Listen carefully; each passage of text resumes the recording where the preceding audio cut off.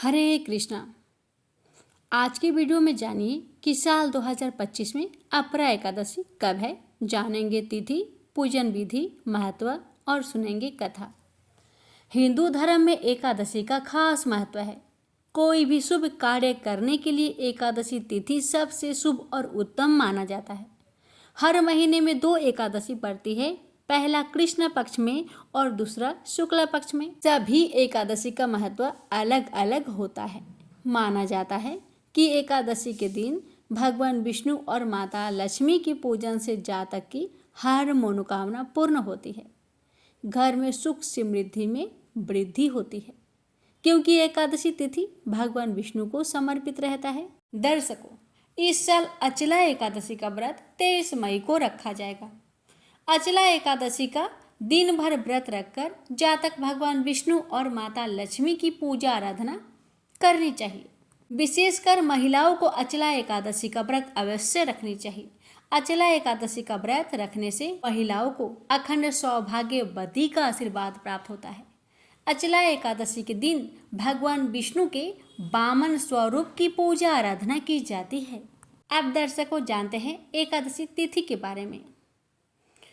ऋषिकेश पांचांग के अनुसार अचला एकादशी तिथि की शुरुआत 22 मई की रात 12:43 से शुरू होने जा रहा है और 23 मई को रात 10:54 में हो रहा है। उदया तिथि के अनुसार 23 मई को ही अचला एकादशी यानी जेठ महीने की पहली एकादशी रखी जाएगी। दर्शकों, अब जानते हैं अचला एकादशी की पूजन विधि। भक्तों, इस दिन सुबह जल्दी उठकर स्नान करके व्रत का संकल्प लेना चाहिए। स्वच्छ वस्त्र धारण करना चाहिए।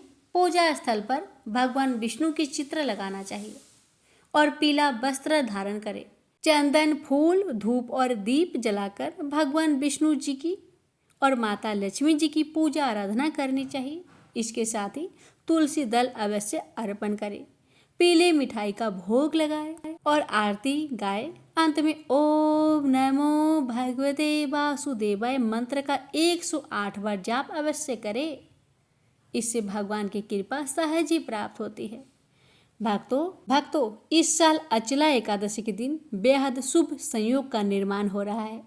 इस दिन अमृत सिद्धि योग और सर्वार्थ सिद्धि योग बन रहा है, जिस वजह से इस तिथि का महत्व 2 गुना बढ़ जाता है। ऐसी योग में भगवान विष्णु और माता लक्ष्मी की पूजा करना किसी सौभाग्य से कम नहीं होता। आइए दर्शकों, अब जानते हैं पूजा का शुभ मुहूर्त के बारे में। पांचांग के अनुसार 23 मई को सुबह 10:51 से लेकर दोपहर 12:22 तक अमृतकाल रहने वाला है। इस मुहूर्त में लक्ष्मी नारायण की पूजा करना सबसे उत्तम मानी जाती है। इसके साथ ही संध्या काल शाम 5:12 से लेकर 6:47 तक पूजा का शुभ मुहूर्त रहने वाला है। अब आइए रसपान करते हैं अपरा एकादशी की व्रत कथा। भक्तों, श्री युधिष्ठिर बोले, हे भगवान, ज्येष्ठ मास की कृष्णा पक्ष की एकादशी का क्या नाम है तथा उसका महत्व क्या है, सो कृपा करके कहिए। श्री कृष्ण भगवान बोले कि हे राजन, ज्येष्ठ मास के कृष्णा पक्ष की एकादशी का नाम अपरा है, क्योंकि यह अपार धन देने वाली है। यह पुण्य को देने वाली और पापों को नष्ट करने वाली है। जो मनुष्य इस एकादशी का व्रत करते हैं उनको लोक में प्रसिद्धि होती है। अपरा एकादशी के व्रत के प्रभाव से ब्रह्म हत्या, भूत योनि, दूसरे की निंदा आदि के पाप नष्ट हो जाते हैं। इसके व्रत से पर स्त्री के साथ भोग करने वाले के पाप नष्ट हो जाते हैं।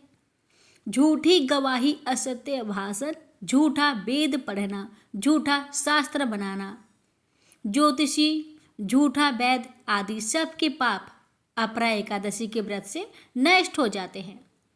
जो क्षत्रिय युद्ध क्षेत्र से भाग जाए वे तो नरक को जाते हैं, परंतु अपरा एकादशी को व्रत करने से उन्हें स्वर्ग की प्राप्ति होती है।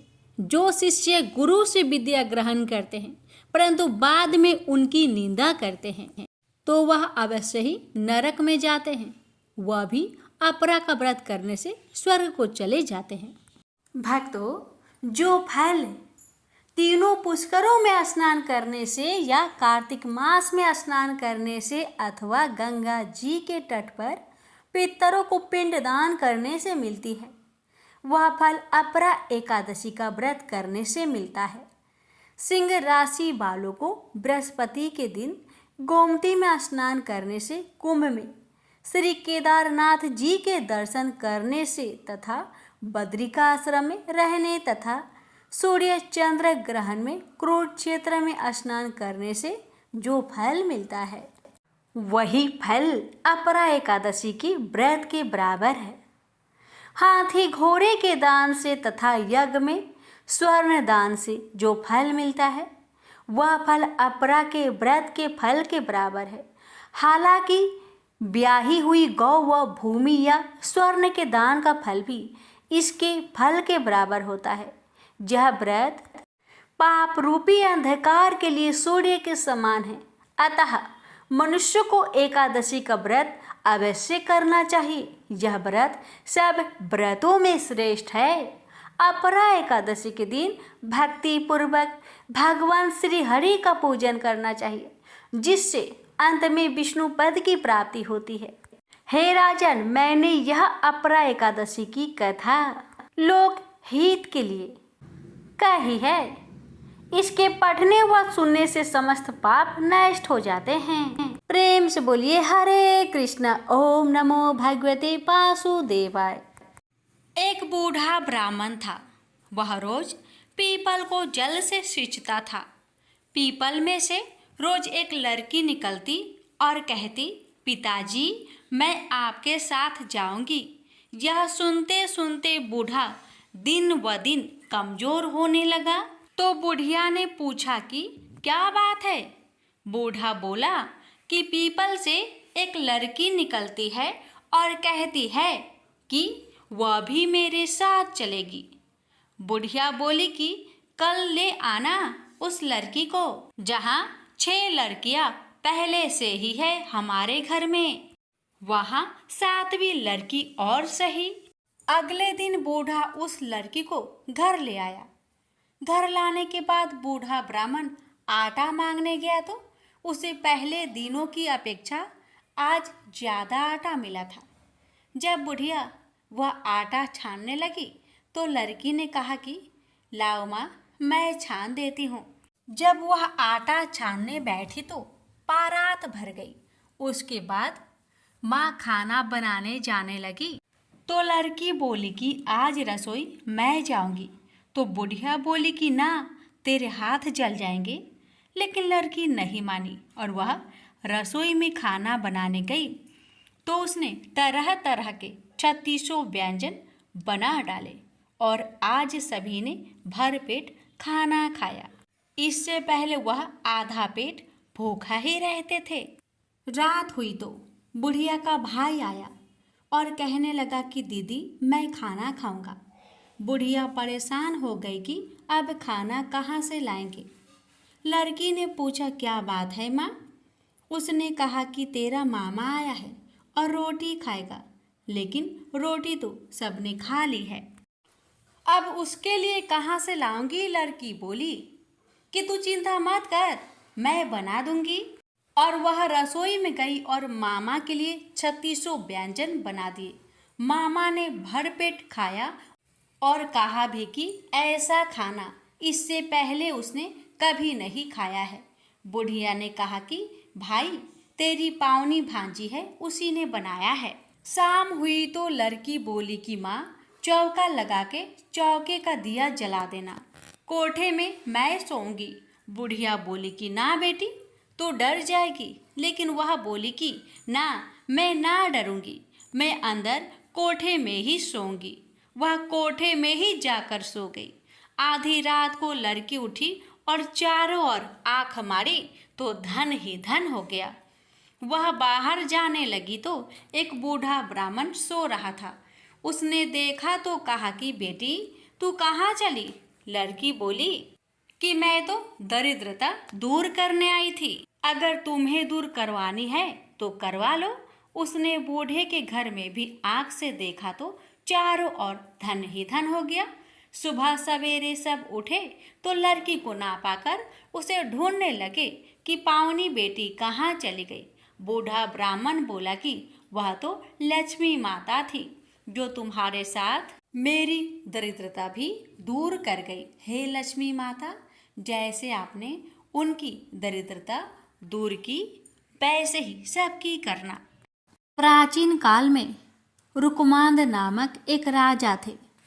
भगवान विष्णु की आराधना ही उनका जीवन था। वे चराचर जगत में अपने आराध्य भगवान के दर्शन करते तथा पद्मनाभ भगवान की सेवा की भावना से ही अपने राज्य का संचालन करते थे। वे सभी प्राणियों के प्रति क्षमा भाव रखते थे। राजा रुकमांद ने अपने जीवन में अपनी समस्त प्रजा एवं परिवार सहित एकादशी व्रत के अनुष्ठान का नियम धारण कर रखा था। एकादशी के दिन राज्य की ओर से घोषणा होती थी कि आज एकादशी के दिन 8 वर्ष से अधिक और 25 वर्ष से कम आयु वाला जो भी मनुष्य अन्न खाएगा वह राजा की ओर से दंडनीय होगा। एकादशी के दिन सभी लोग गंगा स्नान एवं दान पुण्य करते थे। राजा के धर्म की ध्वजा सर्वत्र फहराने लगी। धर्म के प्रभाव से प्रजा सर्वथा सुखी एवं समृद्ध थी। राजा रुकमांद का गृहस्थ जीवन पूर्ण रूप से सुखमयी था। वे पीताम्बरधारी भगवान श्री हरि की आराधना करते हुए मनुष्य लोक के उत्तम भोग भोग रहे थे। उनकी पतिव्रता पत्नी संध्यावली साक्षात भगवती लक्ष्मी का दूसरा रूप थी। वह सभी दृष्टि से पति का सुख संपादन करने में आदित्य थी। पति का सुख ही रानी संध्यावली का जीवन था। पति की सेवा वह अपने हाथों से करती थी। का पुत्र धर्मागत गुणों में अपने पिता के अनुरूप ही था। उसकी भी बुद्धि भगवान श्री हरि की चरणों में लग गई थी। वह अपने माता पिता का आज्ञाकारी था। उसमें राज्य संचालन की पूर्व योग्यता थी तथा मदिरा एवं जुआ आदि कोई दुर्व्यसन न थी। वह भी प्रजा पालक एवं प्रजा की रक्षा में सदा तत्पर रहता था। राजा रुकमांद ने अपने पुत्र धर्मागध के गुणों से प्रसन्न हो राज्य संचार का भार उसके कंधों पर देना आरंभ कर दिया। श्री विष्णु जी की आराधना एवं एकादशी व्रत के प्रभाव से राजा से समस्त प्रजा सुखी थी। मृत्यु के पश्चात सभी बैकुंठ धाम में जाने लगे। नरक के द्वार तक कोई नहीं जाता था। संपूर्ण नरक सूना हो गया। सूर्यपुत्र यमराज एवं चित्रगुप्त के लिए कोई कार्य रहा ही नहीं। जब सभी प्रजाजन बैकुंठ जाने लगे तब यमराज किन्हें दंड दे और चित्रगुप्त किनके कार्य का हिसाब रखे। अंत में ब्रह्मा जी की सभा में पहुंचे। उन्होंने ब्रह्मा जी से राजा रुकमांद के प्रभाव का वर्णन करते हुए कहा, पितामह, भगवान विष्णु की आराधना एवं एकादशी व्रत के प्रभाव से समस्त प्राणी बैकुंठ धाम को प्राप्त हो रहे हैं। नरक में कोई प्राणी नहीं आ रहा है। लंबे समय से हम लोग व्यर्थ बैठे हैं। यह सुनकर ब्रह्मा जी को अत्यंत प्रसन्नता हुई। वे मन ही मन भक्तराज रुकमांद को नमन करने लगे। ब्रह्मा जी रुकमांद की ऐसी अद्भुत महिमा को और बढ़ाना चाहते थे। उन्होंने अपने मन के संकल्प से एक अत्यंत सुंदर एवं लावण्यवती नारी को प्रकट किया। उस नारी का नाम मोहिनी था। वह संसार की सभी सुंदरियों में श्रेष्ठ व रूप वैभव से संपन्न थी। एक दिन राजा रुकमांद वन भ्रमण के लिए निकले हुए थे।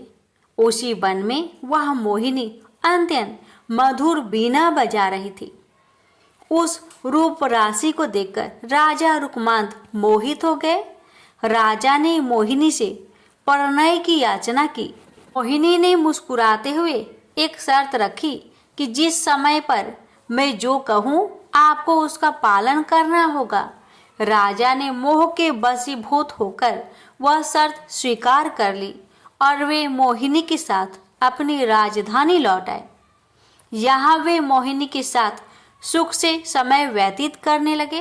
युवराज धर्मागध ने शासन प्रबंध की पूर्ण योग्यता प्राप्त कर ली थी। उसने भूमंडल के सभी मंडलों को जीतकर उन पर अपना शासन जमा लिया था। अपने बहुमूल्य रत्न मणियां लाकर अपने पिता को समर्पित किए।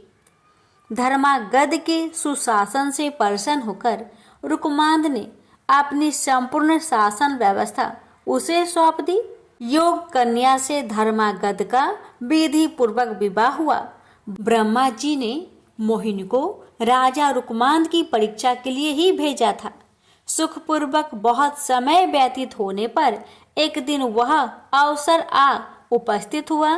रुकमांद का एकादशी व्रत निर्विघ्न चल रहा था।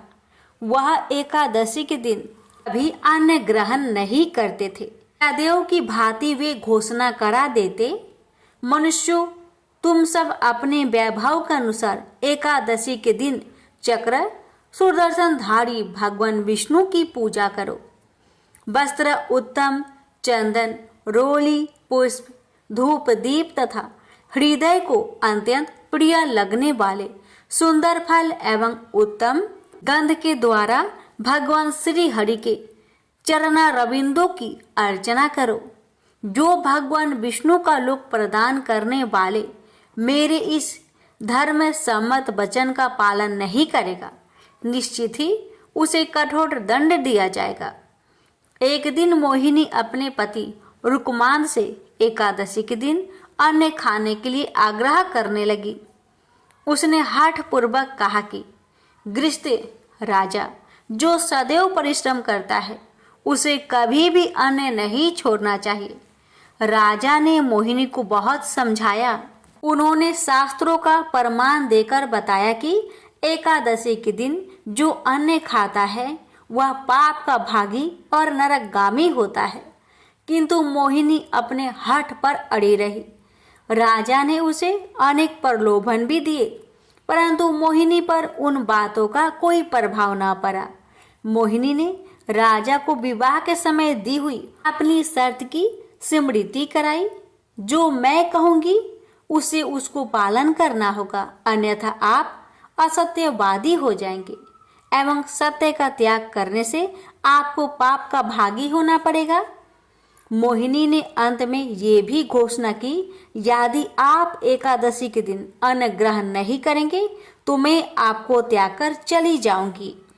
रुकमांद ने मोहिनी को पुनः समझाते हुए पुराणों का प्रमाण किया और कहा कि पुराणों में स्थान स्थान पर यह घोषणा की गई है कि एकादशी पर भोजन नहीं करना चाहिए, परंतु मोहिनी अपने निश्चय पर अटल रही।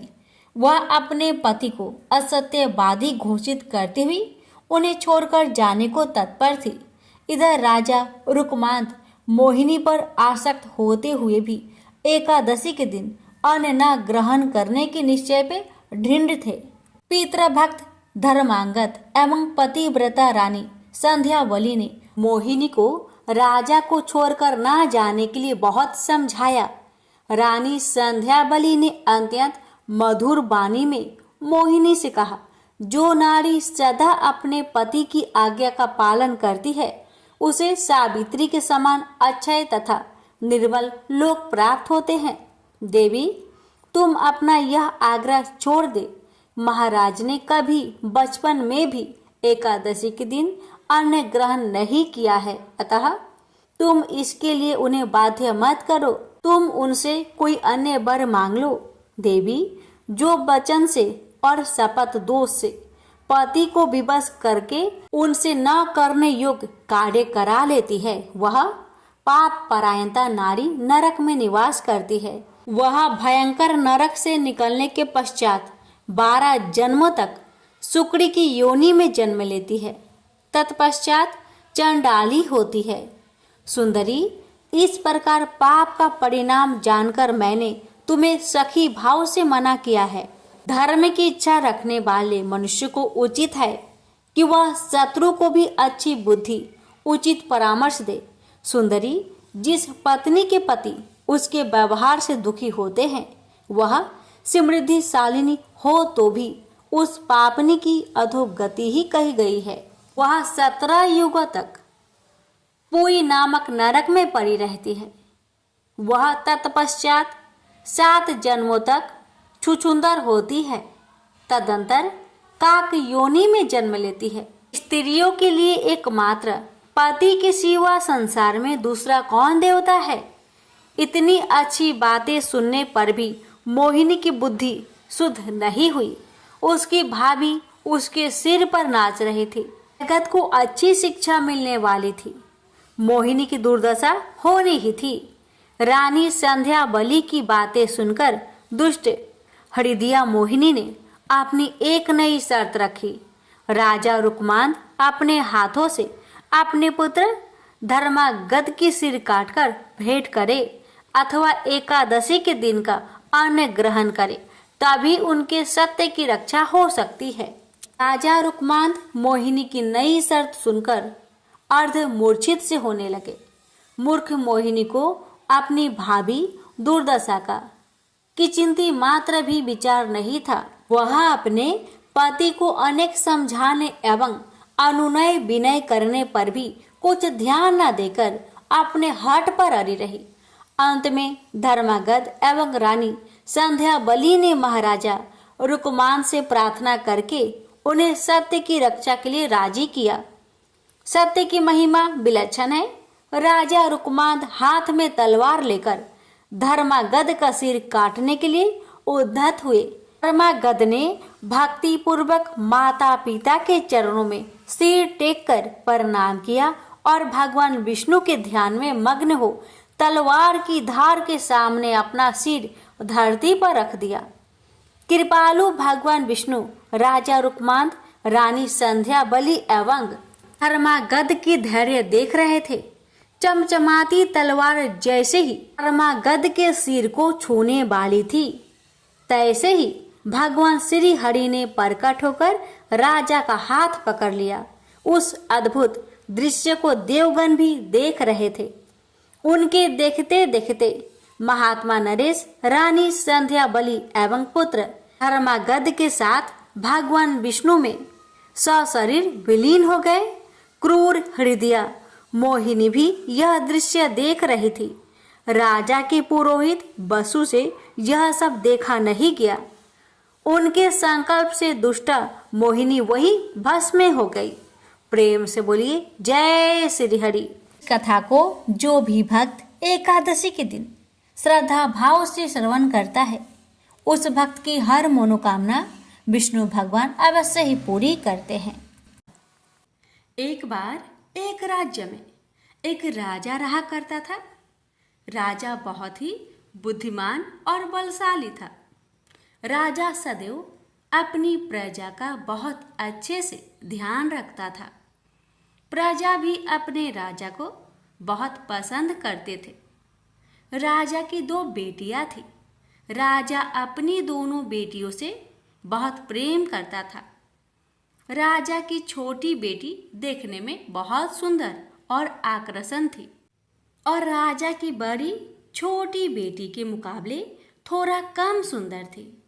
राजा की छोटी बेटी 11 माता की पूजा किया करती थी और सभी लोग राजा की छोटी बेटी से बहुत प्रेम करते थे और बहुत प्रशंसा किया करते थे। राजा भी अपनी छोटी बेटी को बड़ी बेटी से अधिक प्रेम करता था, जिस कारण राजा की बड़ी बेटी को अपनी छोटी बहन से बहुत नफरत होने लगी थी। राजा की दोनों बेटियां जब बड़ी हो गई, तब एक पड़ोस राज्य में रहने वाला राजकुमार राजा की बड़ी बेटी के लिए रिश्ता लेकर आया। लेकिन जैसे ही उस राजकुमार की नज़र राजा की छोटी बेटी पर पड़ी, तो वह राजकुमार राजा की छोटी बेटी पर आकर्षक हो गया और उससे पहली नज़र में ही प्रेम कर बैठा। उस राजकुमार ने राजा की बड़ी बेटी के साथ विवाह करने से मना कर दिया और उसने राजा से कहा कि मैं आपकी छोटी बेटी से विवाह करना चाहता हूँ। जिसके बाद राजा की बड़ी बेटी यह देखकर अपनी छोटी बहन से बहुत क्रोधित हो गई और राजा की बड़ी बेटी ने अपनी छोटी बहन को अपना सबसे बड़ा दुश्मन मान लिया। राजा की बड़ी बेटी ने अपनी छोटी बहन से बदला लेने का निर्णय लिया, जिसके लिए उसने अपनी छोटी बहन को जान से मारने का प्लान बनाया। राजा की बड़ी बेटी ने अपनी छोटी बहन को मारने के लिए सबसे पहले एक लड्डू में जहर मिलाकर अपनी छोटी बहन को दे दिया और उसको लड्डू खाने के लिए कहा। लेकिन लड्डू खाने के बाद भी छोटी बहन को कुछ नहीं हुआ। बड़ी बहन यह देखकर बहुत आश्चर्यचकित हो गई, लेकिन बड़ी बहन ने हार नहीं मानी और उसने जब रात में छोटी बहन अपने कमरे में सो रही थी तब एक मटके में सांप रखकर उस कमरे में छोड़ दिया। लेकिन सांप भी छोटी बहन का कुछ नहीं कर पाया, जिसके बाद बड़ी बहन ने अपनी छोटी बहन से कहा कि चलो हम लोग कुएं में से पानी भरकर लाते हैं। जिसके लिए वह अपनी छोटी बहन को पानी भरने के बहाने कुएं के पास ले गई और उसने अपनी छोटी बहन को कुएं में धक्का दे दिया। लेकिन छोटी बहन को तब भी कुछ नहीं हुआ, क्योंकि हर बार 11 माता उसकी रक्षा कर रही थी और उधर बड़ी बहन अपने सारे प्रयासों के बाद असफल हो रही थी, जिससे वह बहुत क्रोधित होती जा रही थी। फिर उसने अपनी छोटी बहन के पास जाकर उससे खुद ही पूछा कि मेरी छोटी बहन, तुमको पता है भगवान ने सबकी मृत्यु एक निश्चित समय पर लिखी हुई है और कैसे तुम्हारी मृत्यु होगी, क्या यह तुम जानती हो? तब छोटी बहन ने अपनी बड़ी बहन को बताया कि हाँ, मैं तो जानती हूँ मेरी मृत्यु कैसे होगी। छोटी बहन से यह सुनकर बड़ी बहन मन ही मन बहुत प्रसन्न होने लगी और उसने अपनी छोटी बहन से कहा कि तो मुझे अपनी मृत्यु का राज बताओ। छोटी बहन ने अपनी बड़ी बहन से कहा कि मेरी मृत्यु तो एक तोते में है, जो तोते के गले में एक हार है, उससे मेरी मृत्यु होगी। जब कोई भी व्यक्ति तोते को मारकर वह हार अपने गले में पहनेगा तो मैं मूर्छित हो जाऊंगी, और जैसे ही उस हार को अपने गले से उतारेगा तो मैं वापस से जीवित हो जाऊंगी। अपनी छोटी बहन की मृत्यु का राज जानकर बड़ी बहन बहुत ही खुश हो गई और उसने अपनी छोटी बहन को मारने के लिए उसके पालतू तोते को ढूंढना शुरू कर दिया और छोटी बहन को इस बात का आभास हो गया था कि कोई उसकी जान लेना चाहता है, जिसके लिए वह अपने पिताजी के पास गई और उसने अपने पिताजी से कहा कि पिताजी, मेरी मृत्यु के बाद आप मुझे जलाइएगा मत, बल्कि आप मुझे अपनी पुरानी वाली हवेली में एक पलंग में लिटाकर छोड़ दीजिएगा। अपनी छोटी लड़की की यह बात सुनकर राजा बहुत आश्चर्यचकित हो गए। राजा ने अपनी छोटी बेटी से पूछा, बेटी, तुम ये क्या कह रही हो? तब राजा की छोटी बेटी ने बताया, पिताजी, समय किसी के लिए नहीं रुका है, कब क्या हो जाए किसी को कुछ पता नहीं है। और फिर राजा ने अपनी छोटी बेटी से कहा कि तुम ऐसी बातें क्यों कर रही हो? 3 दिन में तो तुम्हारा विवाह है। लेकिन छोटी बेटी ने अपने पिताजी को ऐसा करने पर मजबूर कर दिया और उनसे वचन ले लिया।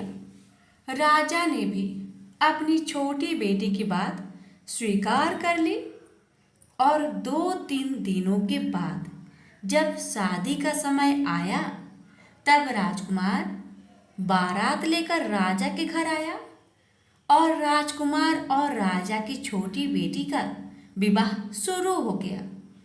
जैसे ही राजा की छोटी बेटी राजकुमार के साथ फेरे लेना शुरू करती है तो उसकी बड़ी बहन अपनी छोटी बहन के कमरे में जाकर उसके तोते को पकड़ लेती है और उसको जान से मार देती है। तोते के गले में जो हार था उसको अपने गले में धारण कर लेती है।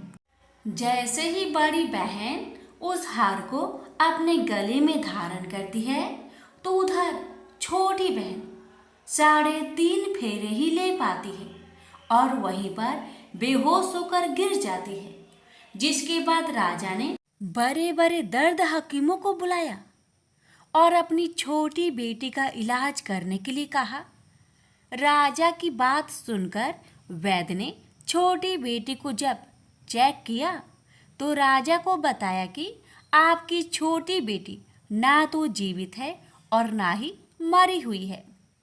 यह मैं ऐसा पहली बार देख रहा हूँ।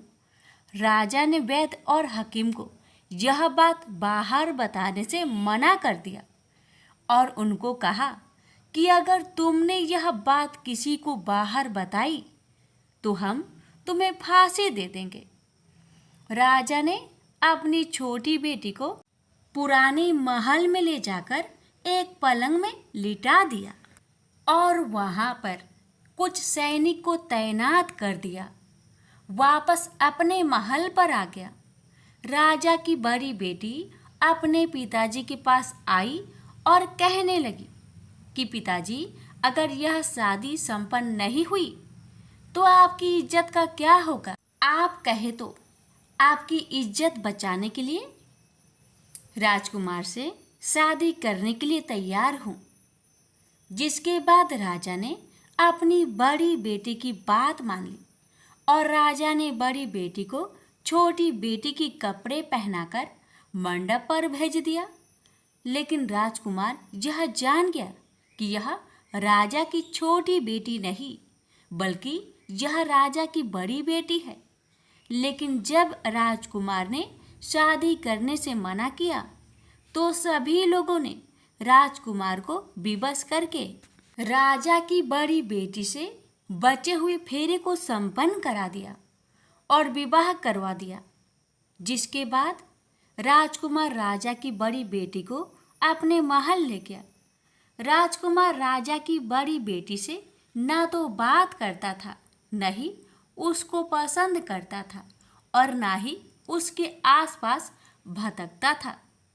और राजकुमार ने यह फैसला लिया था कि वह अपनी प्रेमिका को ढूंढ कर रहेगा और यह जानकर रहेगा कि उसके साथ हुआ क्या है।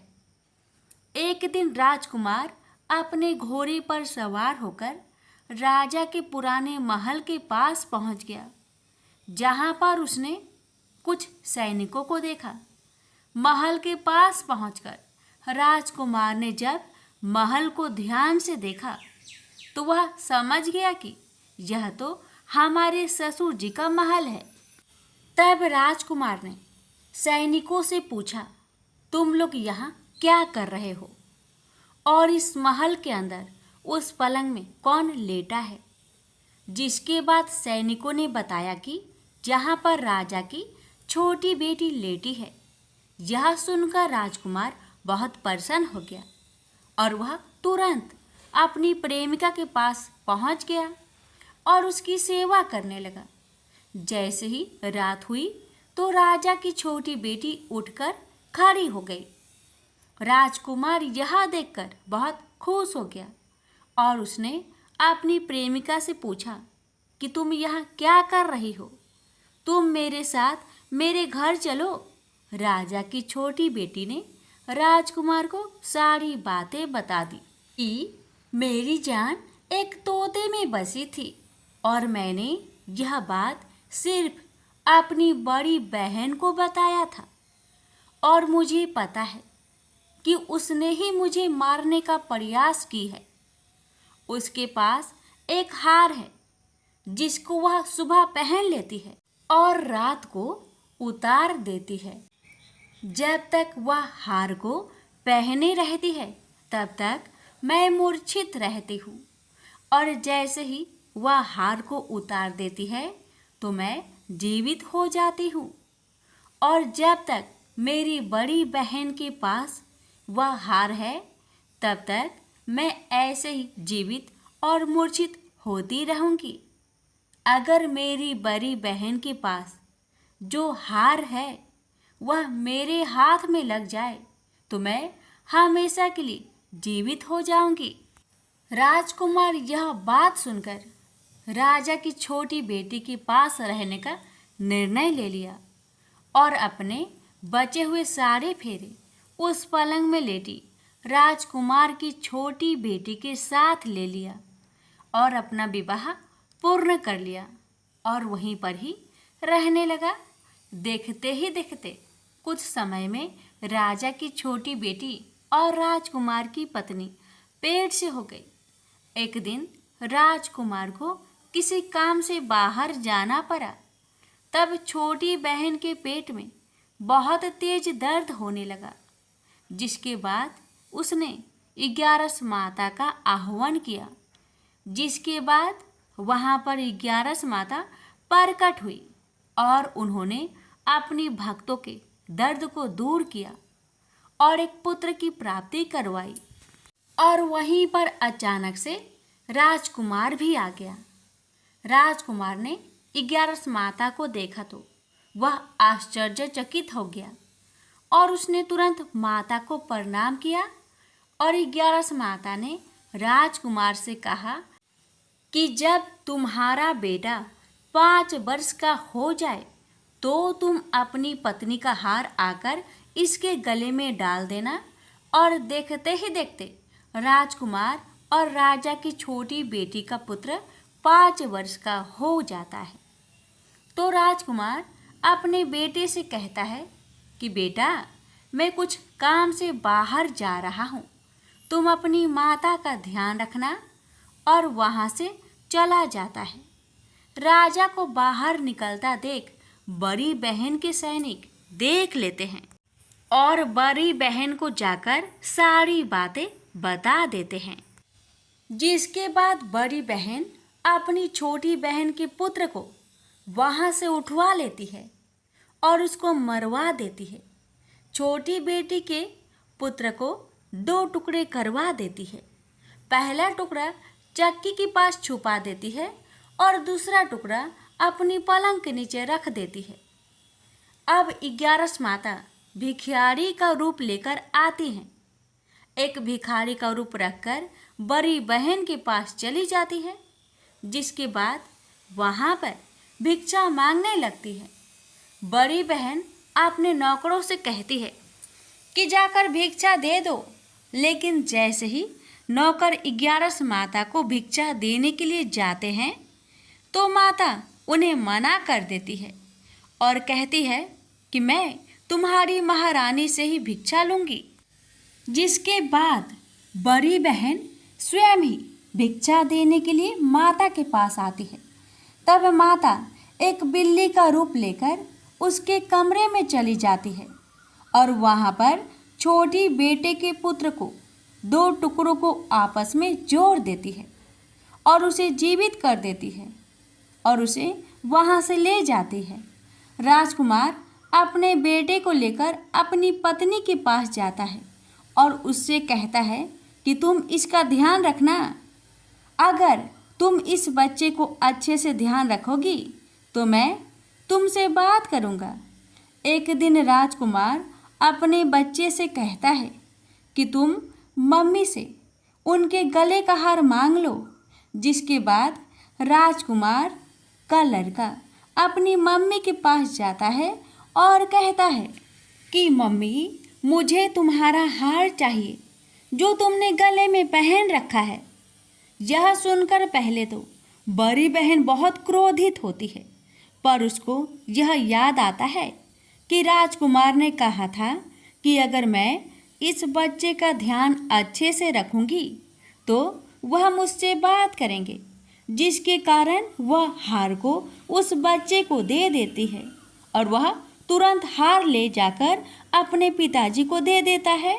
और तभी राजकुमार अपने बेटे को लेकर वहाँ से जाने लगता है और अपनी पत्नी से कहता है कि तुम हमारे लिए खाना बनाकर रखना, मैं शाम को आकर तुम्हारे साथ खाऊंगा। और वह अपने बेटे को लेकर वहाँ से चला जाता है, जिसके बाद वह राजा के पास जाता है और उसको सारी बातें बता देता है। राजा अपनी बड़ी बेटी की यह करतूत सुनकर बहुत क्रोधित होते हैं और अपनी परवरिश पर ही दोष देने लगते हैं और राजकुमार को अपनी छोटी बेटी के साथ रहने के लिए आदेश देते हैं। ग्यारस माता ने जैसी कृपा छोटी बेटी पर की, वैसी ही कृपा अपने सभी भक्तों पर करना, हर कष्टों को दूर करना।